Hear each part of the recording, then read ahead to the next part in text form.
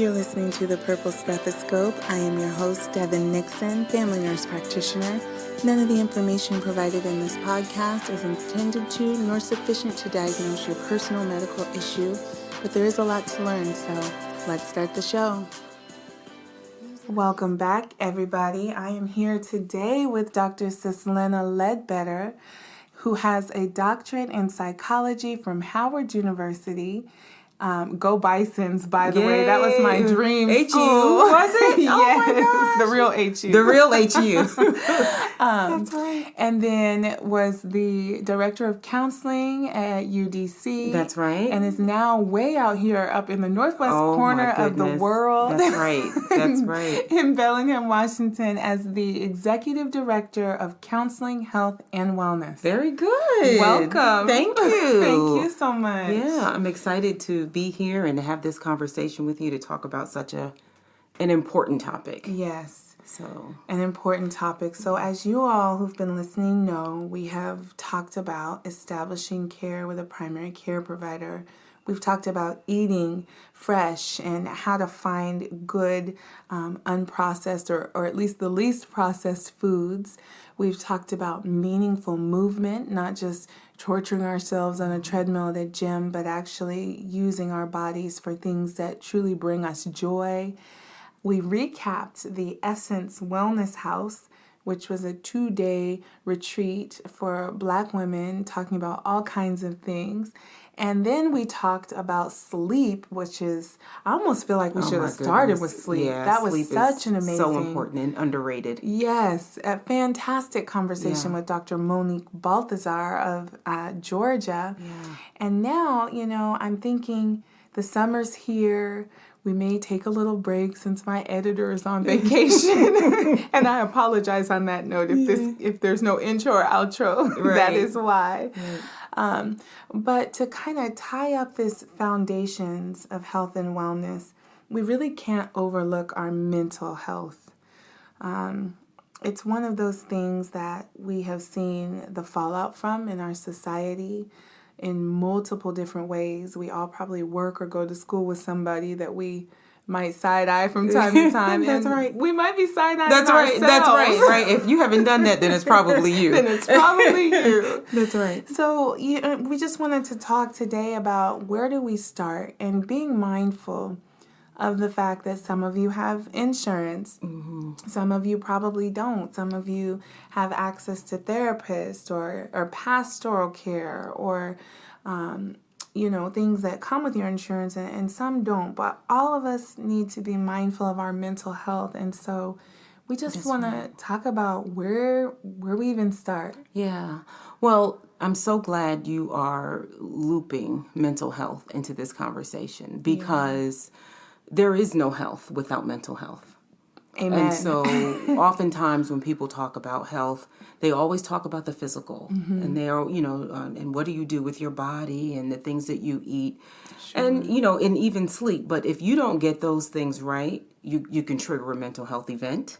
And it could be the opposite. Mental health can trigger not doing the sleeping. And so having a conversation about mental health is, and I'm glad you're aware of it, it's not really an afterthought. Right. It's an important and central part of the conversation about being a healthy person. And I have this conversation often about where do you start. I had I was speaking at a movie, like a preview, and I was on a panel. And I kind of threw out the phrase self-care. And this was a few weeks ago. We just had this offline. We just had this conversation about self-care. And so for those of us who have at least taken a moment and paused and thought about what self-care is for us. Right. We have these these memes in our mind about what self-care looks like about us, for us. And so one of the questions that came up was, well, what do you mean, Dr. Ledbetter, about self-care? What do you mean? And so I kind of volleyed it back to her. So what is self-care to you? That's it, because there's no recipe. There's no 4 steps, because what I need may be completely different than Absolutely. you. Absolutely. Yeah. And so when I think about where do you start, It is not always a therapist.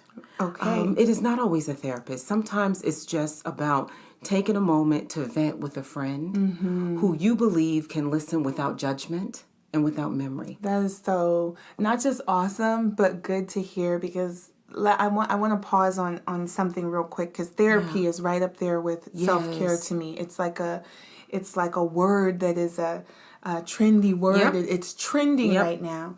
Yep. And we don't all have access to that. For myself, I have insurance. I have Kaiser. I do go to the website and look through the therapists that are available. And you know what? I think this is where, diversity in healthcare and in medicine really matters, because I have gone to therapists who have a completely different life experience than me. And it wasn't helpful when they sat on the couch with their eyes all big and bulgy going, "You're kidding. Wow, you are so strong." I know I'm strong because I'm here. Right. Exactly. I don't need you to remind me of that. Exactly. But it's the friends and the venting with the friend, at least for me, that when I get to a point where I feel safe enough to do that, and not burdening that friend. Right. Because I know a lot of times we're all going through it. We are. We all have something. Yeah. We all have something. Yeah. And that's not to discount. Competent therapists.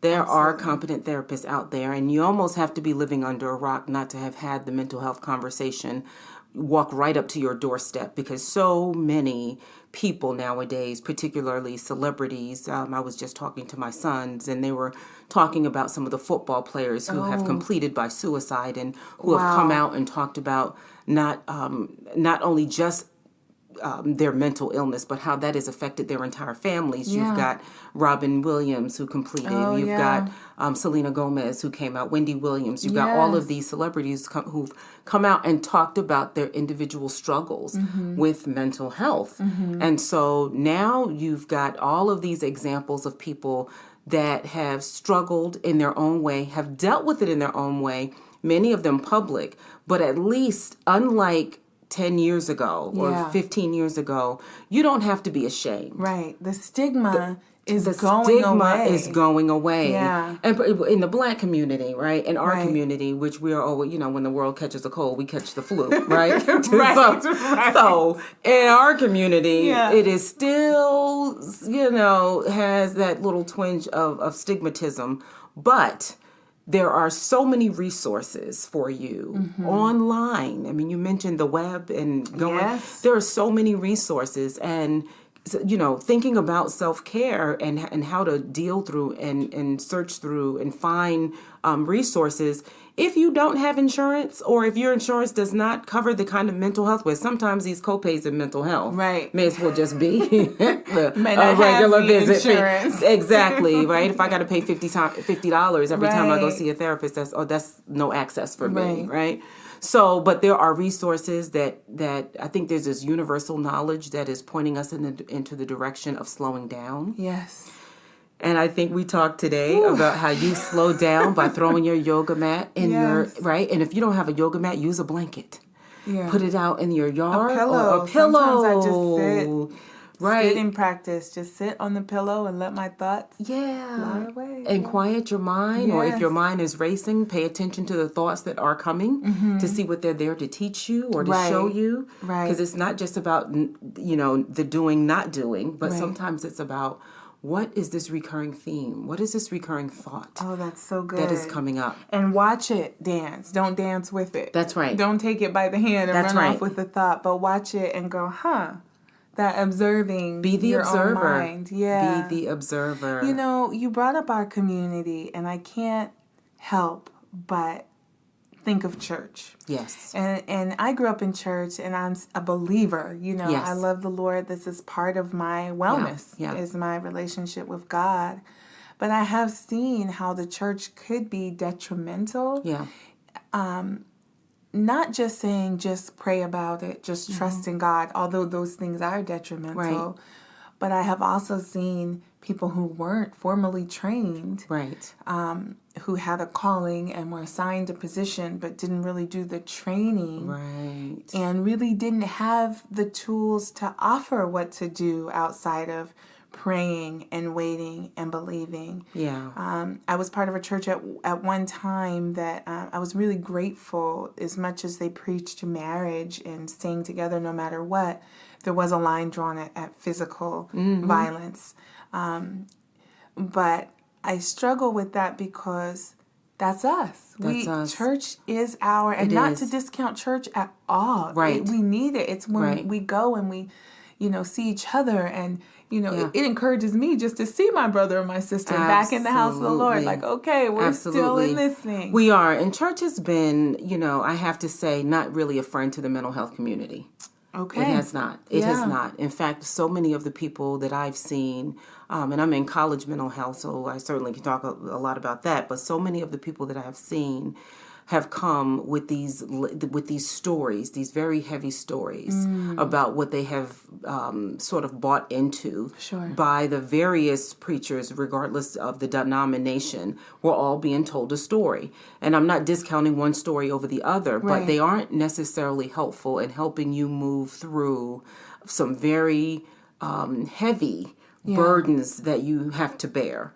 And so, people who are in the pastorate are not necessarily trained to do the mental health counseling, or they call it pastoral counseling oftentimes. Right. And they don't really understand it's not just about praying it away. Right. Just pray that demon out. You've got this problem with you. You need to pray about it and move on. I think that the church has not been a friend. I think churches are now getting to the point, because not only is the divorce rate equal in church as it is in the world, but they're recognizing now that if they don't change their message to the world, that they're going to continue losing. Millennials are not joining churches. No, they're not. At the rate at which the most Gen X, unchurched generation. That's exactly right. Yeah, yet. That's exactly right. Because it's not working. It's not. One thing I love about millennials, I have to say this, and I don't know if I'm a millennial or not. I'm like right on the cusp. Yeah. And some things say I am, and some things say that I'm not. So. Right. But one thing I do love about millennials is I don't even know where they got empowered to question everything. They do. But they question everything. Yeah. And they don't just do it. See, I grew up when you did it because you were told to do it. That's you right. didn't think about it. You didn't ask questions about it. And your fallback was, well, so-and-so told me. That's right. So-and-so was in a position you did as you to were have told. all of the understanding that you didn't have. That's right. And the same was true for church. And another thing about getting mental health care in church that I noticed, because I went through it, y'all. I'm not saying this as a spectator support. I was an active participant. I was a player on the team. Right. Is that it wasn't individualized. It was always, what does the word say you are? What does the Bible say you are? What is your identity in Christ? But I have learned through living, the word has a lot to say. But God says, I'm Devyn. Right. And He knows my name. That's right. And my personal struggles and the familial things. That's right. So that it was a struggle. It is a struggle. It was a struggle. And it's because, not to completely to dismantle the value that the church has around the whole pastoral counseling. I think they're doing the best that they can with the pedagogy and understanding that they have. But I also think that relationships with the Creator are very individual. And I think when you get to know what that means for yourself, it becomes a different walk. Yeah. And I think the questioning that the new generation is doing now really is about figuring out what this, and people go, oh, you talk about spiritual versus religious, but they are really trying to tap into what does it mean to be connected. Right. What does it mean to be connected with spirit? And that is a whole shift in consciousness that I think we are going through right now. I think so. And I think that is, I don't know if it was on the heels or the beginning of this movement around all of these people who are now coming out and talking about their challenges and talking about their mental, their mental illness, and 20 years ago, 15 years ago, that would have been unheard of. Would have been unheard of. Yeah, you Absolutely. would not talk about it. You would not talk about it in family. What goes on in the house stays in the house. Right. You not put your business out. And everybody had somebody in their family that was mentally ill. They sure did. And we all knew about it, and we took care of them. That's right. And I don't discount that at all, because I can also say, sometimes people who are not in the community are not prepared to safely care for us. Right. And fear. Fear is one of those things, like, I know when someone's comfortable around me or not. Yeah. Nice or not nice. I know when they're comfortable. Now, you can be comfortable and be unkind. Right. And I know the difference. That's right. You can also be kind, but be afraid of me. That's right. And your understanding of what I represent. Right. And so that's another thing that has been difficult, which was helpful, honestly, for me when my younger years and I had no money, didn't have no insurance, church was all I had. Right. I give thanks forever to my pastors and the pastoral care that I received, because that's what was available. But there's so many more options now. We're talking so much more now. It's not such a shameful thing. And I want to definitely sort of put a pin in something you said about being comfortable, because you kind of said that a couple of times, and I think it's really important, because when you find that therapist, if it happens to be a therapist, if you are led to find one, it's not just, don't write them all off because your first experience is bad. You may have to go through 4 or 5 therapists before you find someone who is culturally competent. Hear that today. It is the truth. You have to give, because just like everything, right? Yes. Like you might be you might be that person who likes 9-1 shoes and hate Manolo Blahnik, or you might love Clark's and hate. You've got to try them on before you find out what your brand is, what your style is, because they're trained differently, right? And so they connect with you differently. Right. Some of them have different levels of cultural competence, so they relate to you differently. And a therapist does not align with you culturally. The purists would say it doesn't matter as long as they understand the sort of the theoretical underpinning of what they're doing. That's what a purist would say. I know, having taught around the whole cultural competence piece, that it's important that someone gets you. Right. And I think another part of it too is it's such a vulnerable seat to be sitting in. It really is. And Black women in particular, well, let me speak for myself, because I'm not every Black woman and every Black woman isn't me. But being vulnerable is not easy. It's one of those things that I just haven't had a lot of safe spaces to explore vulnerability. That's so important. And so when I'm putting myself out there and saying, okay, I know that I just need some help sorting through some of this stuff I picked up along the way. Right. I'm being very, very vulnerable when I do that. And so I want to return on my vulnerability. I don't want to go back and do it 3 or 4 times. I know you don't. But if it's necessary, I think also we have to learn to really fight for ourselves. Yeah, we do. And fighting for ourselves might mean going to 3 or 4 different therapists before you find someone who is a good fit. Yeah, so and this is where I put in a plug for people that are interested in going into mental health or mental health counseling. Yes. Because there will never be, I cannot recall the statistic, but this is what I know from AP, American Psychological Association, that says there will never be enough therapists to serve the increase in mental illness that we see that's coming down the pipeline, particularly with all of the people that are coming out now, with the drawdown of the troops that are going to be coming from all of the wars that we have and all over the country. I could talk about that for days, because I've taken care of them in the hospital, but I'm not trained in the mental health piece. And there will never be. They start letting it out, and I'm like, I'll pray with you. Right. I become that person. Exactly. Let me pray with you. Because it's so much. Yes. It's so much. And so it's like, if you have the gift, and I believe that the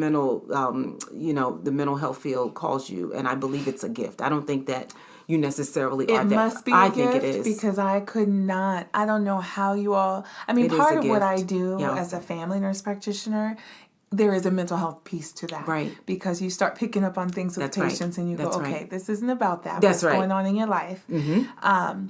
But those are the heaviest conversations. Aren't they? They're so and I'm tuning in on how to take it without taking it. Yes. Take it without keeping it. And that's the thing. That is Yeah. the real key. When you have the gift, then you have the ability to see clients, first of all, without absorbing, by allowing their energy to pass through you. Yeah. Which is a real gift. Ooh, because you have never seen mental illness as you have on the face of a psychiatrist or a psychologist or a counselor who's been in the field for so long and they haven't been able to pass through. Oh, okay. That person, you can They're almost traumatized. They're very traumatized because you've got to have the gift to be able to say, I can receive this. It will pass through me, and I will allow you to process it, because so much of it is just allowing someone to be.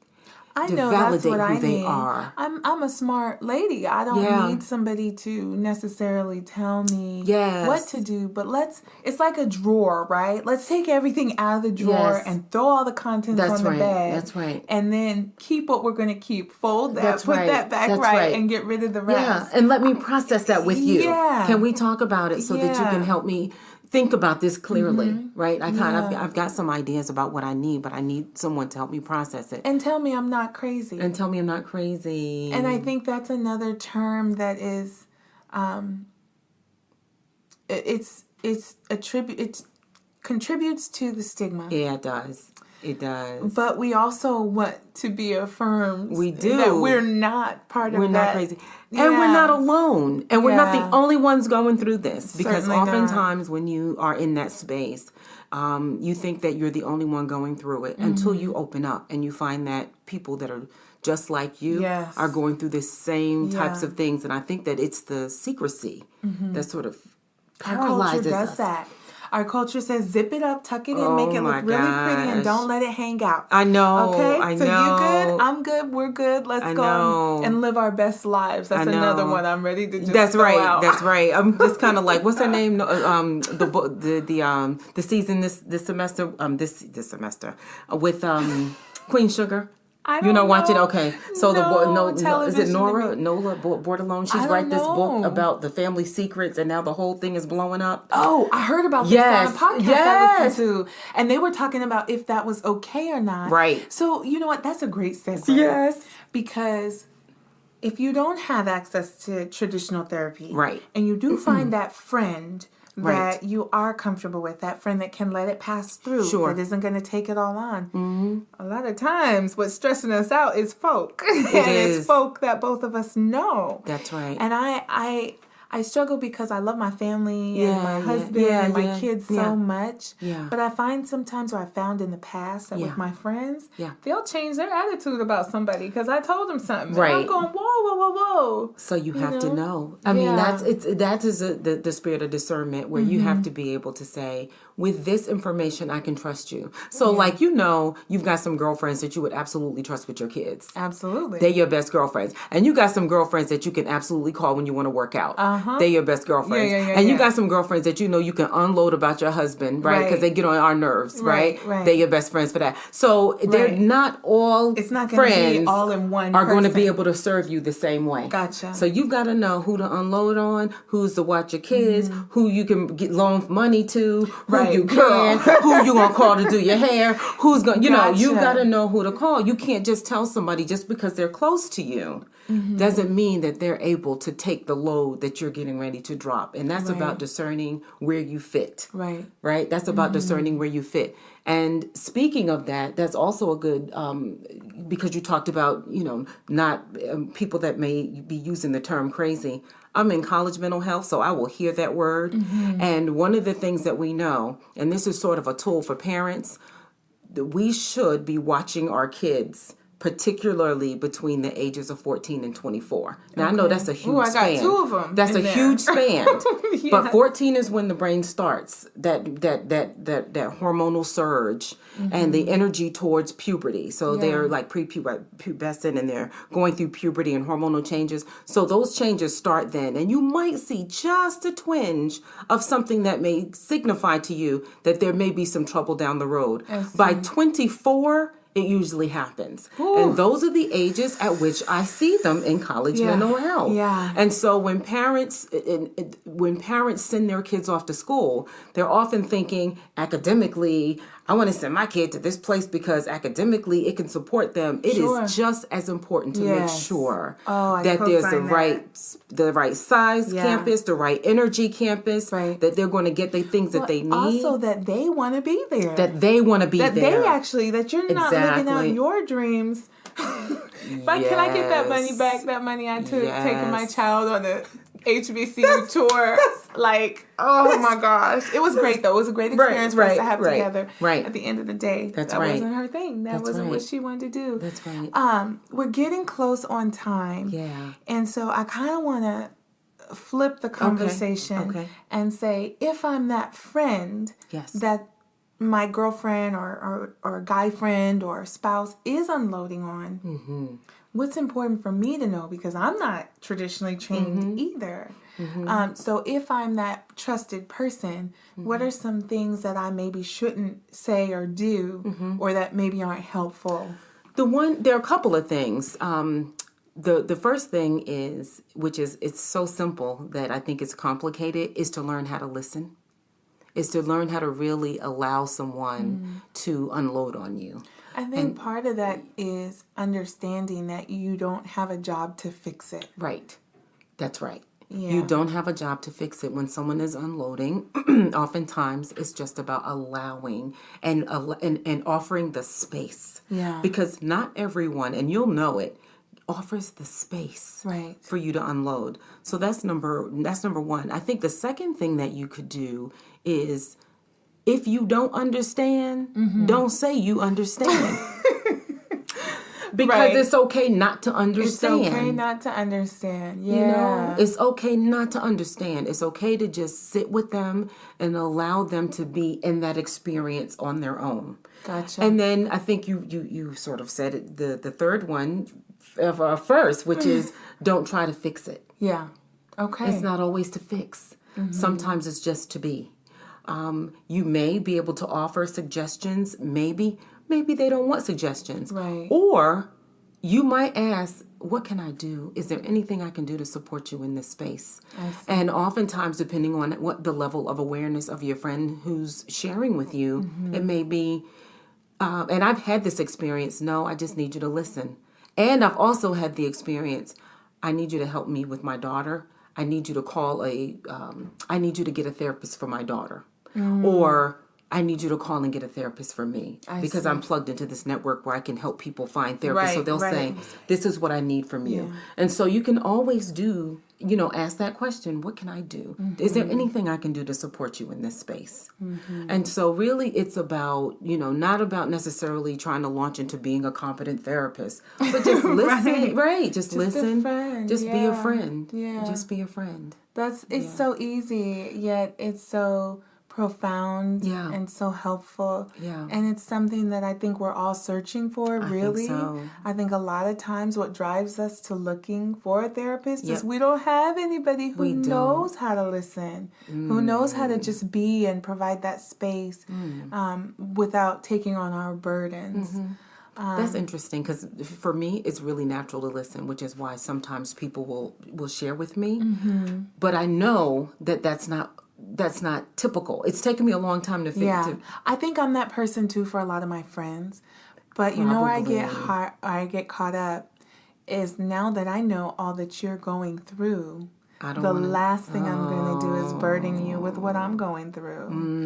And I am very cognizant of when I'm speaking to somebody, if what I'm saying or what I would like to be able to say is too heavy. Because I tend to, I don't know, I hit the jackpot with this life. I got a lot of heavy things. But I think that's great. Those are fantastic tips. I'm so glad that we have this conversation. I am too. I want to end on plugging again. We do what we do, right? And I'm a nurse practitioner, and what I'm going to plug is your first contact. A lot of times is going to be that primary care provider. That is why we started with that. I'll always come back around to that. That's right. There are certain things that may look like mental health that aren't mental health, like insomnia, like thyroid or other hormonal disorders or things being out of whack. For women, there can be premenstrual syndromes. There are some things that parents may think is their children losing their mind, and really they're just growing up. Their brains are developing. That's right. It's just normal. And That's they're right. going through sometimes weight gain and just a loss of interest in things that you used to be interested in. It can be a sign, and that's something that you can absolutely tell your care provider. I used to really enjoy, doing these things, and now I don't find any joy in those anymore. It doesn't have to be a physical ailment in order to make an appointment. And while that person may be able to help by running some simple blood tests or having you do some questionnaires that help guide the needs that you have, they can also refer you for therapy or for other treatment that might be helpful in your situation. Mm-hmm. So if you don't have access or you don't know where to go or where to look, you can always start with your primary care provider. Okay. And a lot of times they will be able to help you. They may be able to offer you some lifestyle change tips. They may be able to prescribe an antidepressant if that's something that you need. They may be able to make a referral for someone who can help you further. So I also want to plug freeclinics.com. This is a resource that I've recently been made aware of. I was looking for stuff like, sometimes on our end we make things sound so simple when really they're not quite as simple. But you can go to freeclinics.com, select your state, and look for free clinics, walk-in clinics, sliding scale medical clinics, and free clinics in your area, and establish care there if cost is an issue. And once you establish care, that primary care provider, again, can definitely help you get connected. So we're over 30 minutes, but I think it was worth it. It was. Thank it was you a great so time. much. We'll have Thank to you. talk again. I think so. Yeah, I think so. that was we just touched on one we question. did. We didn't talk about music and art and writing and all of the other things that can... Oh my gosh, yes. Right, there's so many we may other have things. To do we have to, actionable steps. We're all about actionable steps. That's so right. What's one actionable step we can leave listeners with today? So the one actionable step that we talked about is to find that friend who is who you already know who that is, that you can dump on and talk to. But I'm going to cheat and also give you a couple of others. Sure. 2, I'm going to co-sign on what Devyn said about starting with your primary care physician. I think everybody has one. If you don't have a therapist, that person might be able to help you navigate. And then what we didn't talk a lot about, but a lot of you, especially in the arts community, how could I forget the arts, are connected to rhythm. And so if you like music, don't forget to reconnect with the music that you love. Yes. If you love books, don't forget you can download books on audiobook, because you haven't been able to read, through Kindle. Download audiobooks, do music, write, do art, all of the things that used to make you happy as a child. Reconnect to those things, because your body doesn't lie, and that energy will go somewhere. So that's a way of getting the energy. I love that. Yeah. Reconnect with the things you liked as a child. Yeah. I felt like all I did this weekend was play. Oh, yeah. I had so much fun. That's so good. That's therapy, man. It was. What? I have a friend who has a 5-year-old. Yes. So I took her to church with me this morning, and she wanted to come over after, and we played in the yard. See? That's it. Right, it doesn't there. have to be all. It doesn't have formal to be and costly. Yeah, it really doesn't. And allowing ourselves permission, because I can tell you, there's a time in my life when I would have thought that's ridiculous. I'm not going to hang out with a 5-year-old today. Right. Can I tell you, she is Caucasian. Yes. And she had several Barbies with her, and she had one black Barbie with her. And let me tell you what she said. She pulled out the black Barbie and she said, "Auntie, I thought you would love this Barbie because look at her heels." Oh. No, that's right. This is therapy. Isn't that great? That is great. Well, So thank you all so much for listening. We'll be back with more. I don't know. Maybe we should touch base again with some of the other things that you were talking about. We'll let you all know. But stay tuned. In the meantime, you know where to find me at DtheNP on social media, including Twitter, Facebook, and Instagram. And share the podcast, send me feedback, send comments, let me know what are some things that you all will want to talk about with regard to your health and wellness. And, I have to give a shout out to God because here I am up here in this place. And I have found all these professionals like yourself who are willing and excited to come on and just share with the listeners. This is real. That is real. This is real. Let's do it. So I know whatever needs you all have, a way will be made. We will see you or talk to you then. That's right. Take care. And thank you so much. Well, thank you. And they can find me at Dr. Sis on all of the... At Dr. Sis. At Dr. Sis. Wonderful. Yep. I love that. That's so easy. That's so easy. All right, you guys. Take care.